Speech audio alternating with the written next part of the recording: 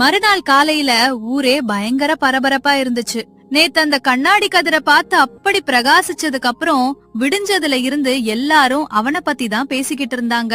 ஏண்டி மல்லிகா, நேத்து ராத்திரி அந்த முனிவரோட மாய கண்ணாடி கதிரத்தம்பி முன்னாடி போய் அப்படி பளபளன்னு மின்னுச்சாமே, நீ பாத்தியா? ஊரே அத பத்தி தான் விடிஞ்சதுல இருந்து குசு குசுன்னு பேசிக்கிட்டு கிடக்குது.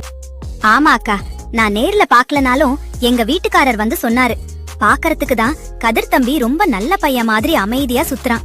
ஆனா அவ மனசுக்குள்ள ஏதோ பெரிய ரகசியத்தை வச்சுக்கிட்டு தான் ஒளிச்சு விளையாடுறான்னு ஊரே பேசுதுக்கா. நிஜமா என்னன்னு தெரியாம வாய்க்கு வந்தபடி பேசாதீங்க.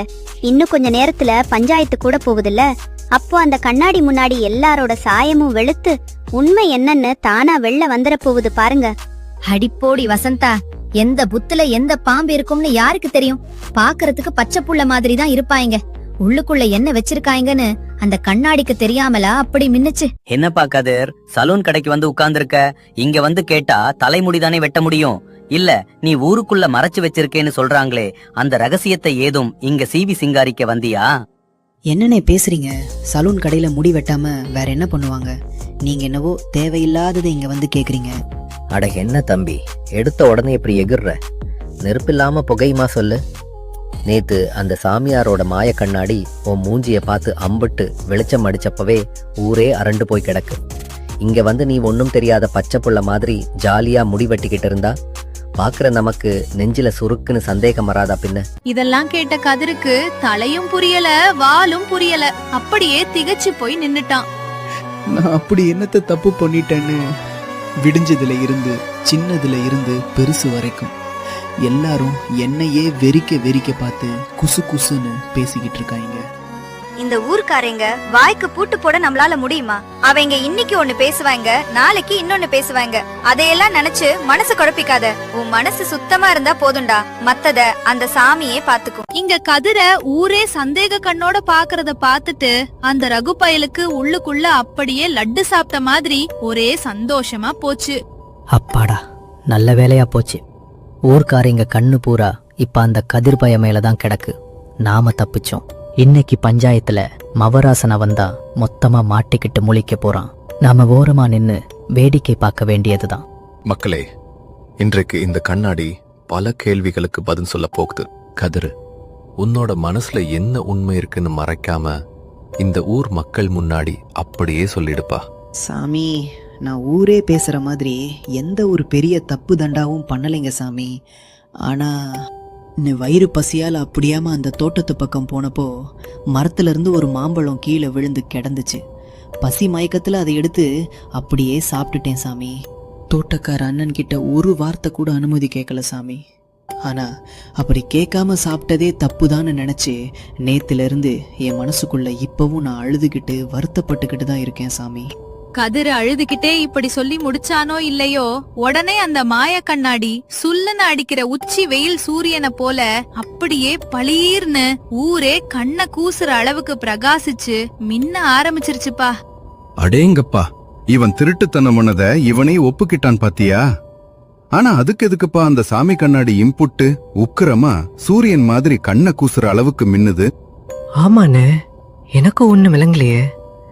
தப்பு பண்ணினவனை பார்த்து அது கோவத்துல அப்படி எரியுதா, இல்ல வேற ஏதோ சங்கதியான்னு? இந்த உலகத்துல தவறு செய்யாத மனிதன் என்று யாருமே கிடையாதுப்பா. ஆனா தான் செய்த தப்பை மறைக்கிறவனும் அதை மனசார ஒத்துக்கிறவனும் ஒன்று கிடையாது. கதிர் பயந்து போய் உண்மையை மறைக்கல, செஞ்ச சின்ன தப்பையும் நேர்மையா ஒப்புக்கிட்டான். என்ன ஆசீர்வாதம் பண்ணுது சாமி. தெரியாம செஞ்ச தப்பு தான், இனிமே இந்த மாதிரி பண்ண மாட்டேன் சாமி. அடுத்து யார் முறை வருமோ அந்த கண்ணாடி நம்மள பார்த்து என்னத்த காட்டி கொடுத்துருமோன்னு கதி கலங்கி பயந்து நடுங்கி போய் கிடந்தாயங்கப்பா. ரகு, அடுத்து இப்போ உன்முறைப்பா. என்ன சாமி, எல்லாரையும் போல என்னையும் நினைச்சீங்களா? இந்த ஊர்ல இருக்கிற 7 பாழைங்களுக்கு நான் செய்யாத உதவியா? இந்த ரகுவை பத்தி ஊருக்குள்ள கேட்டு பாருங்க.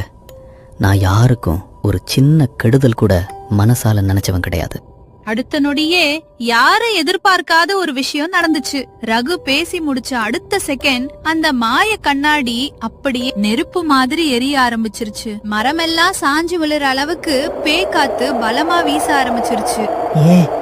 என்னாச்சு இது? என்ன சாமி இது? இந்த கண்ணாடி திடீர்னு இப்படி நெருப்பா எரியுது, காத்து வேற இப்படி பேயா அடிக்குதே. சாமி சாமி என்ன காப்பாத்துங்க சாமி. இந்த கண்ணாடி என்ன பார்த்துதான் இப்படி கோவப்படுதா? சாமி எனக்கு ஏதோ பயமா இருக்கு சாமி. அவ்வளவுதான். கண்ணாடியோட கோபத்தை பார்த்ததும் ரகுவுக்கு பயங்கரமா பயம் வந்துருச்சு. அவனோட நெஞ்சு படபடன்னு அடிக்க மறைச்சு வச்சிருந்த எல்லா உண்மைகளையும் அவனே ஒவ்வொன்றா சொல்ல ஆரம்பிச்சான். திடீர்னு அந்த மாய கண்ணாடி மேல பறக்க ஆரம்பிச்சது. ரகு தம்பி, என் பேர உடம்புக்கு ரொம்ப முடியல தம்பி.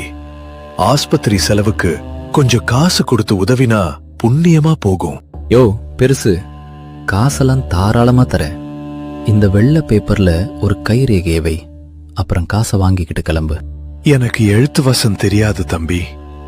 நீங்க சொன்னா சரியா தானே இருக்கும். என் கைரேகையை வச்சிடுற. என் பேரனை வேலை முடிஞ்சது. யோ பெருசு, கைரேகையை வச்சிட்டல்ல, இனி இந்த நிலமும் எனக்குத்தான். கொடுத்த காசை விட இந்த நிலத்தோட விலை 10 மடங்கு அதிகம். அவ்வளவுதான். ரகு மறைக்க நினைச்ச அவனோட பழைய தப்புந்த எல்லாத்தையும் அந்த மாய கண்ணாடி வெளிச்சம் போட்டு காட்ட ஆரம்பிச்சது. பாத்தியாப்பா, இவன் எப்பேற்பட்ட மோசக்காரன்னு. வெளியில ரொம்ப நல்லவன் மாதிரி ஊரை ஏமாத்திட்டு உள்ளுக்குள்ள இவ்வளவு பெரிய தப்பு பண்ணிருக்கானே. ஆமாண்ணே, சும்மாவா சொல்லுவாங்க அரசன் அன்று கொள்வான் தெய்வம் என்று கொள்ளும்னு. இப்ப பாரு, அந்த மாய கண்ணாடி இவனோட வண்டவாளத்தை எல்லாம் ஊர் முன்னாடி அம்பலப்படுத்திருச்சு. ஊர் ஜனங்களே, என்ன மன்னிச்சிருங்க. நான் பண்ணினது மகா பாவந்தான். வெளியில நல்லவன் மாதிரி நடிச்சிட்டு உள்ளுக்குள்ள இம்புட்டு அக்கிரமம் பண்ணிருக்க கூடாது.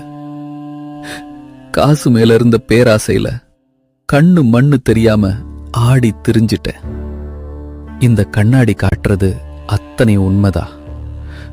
நான் தப்பு பண்ணிட்டேன். என்ன ஊரை விட்டு மட்டும் ஒதுக்கி வச்சிடாதீங்கப்பா. அண்ணா, என்ன மன்னிச்சிருங்கண்ணா.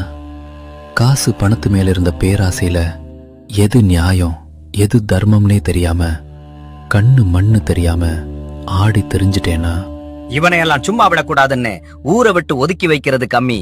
இவன் ஏமாத்தின நிலத்தை முதல்ல அந்த தாத்தா கிட்டேயே திருப்பி ஒப்படைக்க சொல்லுங்க. தப்பு பண்ணிட்டு இப்போ அண்ணன் தம்பின்னு பாசம் பேசுறான் பாரு.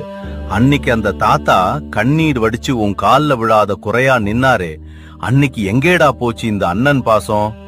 அடுத்தவன் வயித்தடிச்சு சேர்த்த காசு உன் வம்சத்தையே அழிச்சிடுண்டா. அந்த தாத்தாவோட நிலத்தை மட்டும் இல்லனே, நான் பேராசையில யார் யார்கிட்ட இருந்து எந்தெந்த நிலத்தையெல்லாம் ஏமாத்தி வாங்கினேனோ எல்லாத்தையும் எல்லார்ட்டையுமே திருப்பி கொடுத்துட்றேன். என் தப்பை நான் உணர்ந்துட்டேன்பா. என்னை ஊரை விட்டு மட்டும் துரத்திடாதீங்க. உங்க வீட்டு வேலைக்காரனா கூட நான் இங்கேயே இருக்கேன். தயவு செஞ்சு உங்க எல்லாரும் மனசார என்னை மன்னிச்சிருங்கப்பா.